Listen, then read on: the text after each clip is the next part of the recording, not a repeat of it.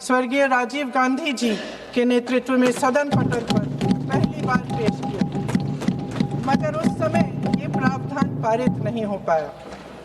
आज आदरणीय प्रधानमंत्री महोदय जी ने भी इसका जिक्र किया, लेकिन हमेशा की तरह उन्होंने आधी बात बोल दी। उन्होंने कहा, सदन को ये बताया कि विरोध करने वाले कौन थे, उन्होंने ये नहीं बताया। उन्होंने कहा कि इसका विरोध हुआ, कौन किसने विरोध किया और नहीं बताया। विरोध तो आप ही ने किया था, भाजपा ने। कुछ सालों बाद स्वर्गीय श्री पीवी नरसिम्हा राव जी के नेतृत्व में कांग्रेस सरकार ने इस कानून को सदन में पारित करके लागू किया। आज अपने भाषण में प्रधानमंत्री जी ने जब पंचायत की आंदोलित महिलाओं का जिक्र किया, तो ये समझ लीजिए कि इस कदम के चलते ही आज 40 लाख पंचायत प्रतिनिधियों में से 15 लाख महिलाएं हमारे लोकतंत्र में भागीदार हैं। 2010 में स्वर्गीय प्रधानमंत्री डॉक्टर मनमोहन सिंह जी और यूपीए की अध्यक्ष श्रीमती सोनिया गांधी जी के नेतृत्व में कांग्रेस पार्टी ने लोकसभा और विधानसभा में महिलाओं को आरक्षण देने का फिर से प्रयास किया। राज्यसभा में इसे पारित भी कराया, लेकिन लोकसभा में आम सहमति नहीं बन पाई। 2018 में आदरणीय श्री राहुल गांधी जी ने मोदी जी को एक पत्र लिखा और उस पत्र में उन्होंने कहा कि ये महिला का जो आरक्षण है ये 2019 तक लागू हो जाना चाहिए।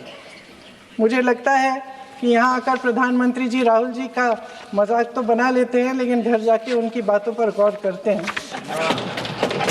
क्योंकि हम आज उसी बात पर चर्चा कर रहे हैं। वैसे आज प्रधानमंत्री जी की बातों से ये लगा कि भाजपा ही महिला आरक्षण के चैंपियन, प्रस्तावक और सबसे बड़े समर्थक रहे हैं। इनके पूरे भाषण में यही बात थी, जबकि ये कह रहे थे कि इन्हें इसका श्रेय नहीं चाहिए। कोई भी महिला आपको बता देगी कि बार बार बहकाने वाले पुरुषों को महिलाएं झट से पहचान लेती हैं। थोड़ी सावधानी बरत लीजिए, पकड़े जाएंगे। आखिर जब 2023 में राहुल जी के पत्र को पढ़ने के कुछ सालों बाद, हाँ, उसके बाद पढ़ लिया। आखिर जब 2023 में आदरणीय प्रधानमंत्री नरेंद्र मोदी जी की सरकार ने यह अधिनियम सर्वसहमति से पारित किया, तब भारतीय राष्ट्रीय कांग्रेस ने अपनी विचारधारा के अनुकूल इसका पूरा समर्थन किया। आज भी इसमें कोई शक नहीं होना चाहिए कि भारतीय राष्ट्रीय कांग्रेस महिला आरक्षण के पक्ष में डट कर खड़ी है और खड़ी रहेगी। लेकिन अध्यक्ष महोदय, सच्चाई ये है कि आज की चर्चा दरअसल महिला आरक्षण पर है ही नहीं। जो विधेयक के सरकार ने पेश किया है, उसका प्रारूप हमने पढ़ा, उससे पूरी चर्चा ही बदल गई है।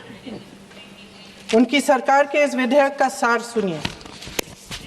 सबसे पहले इसमें लिखा है कि संसद में महिला आरक्षण 2029 तक लागू होना चाहिए।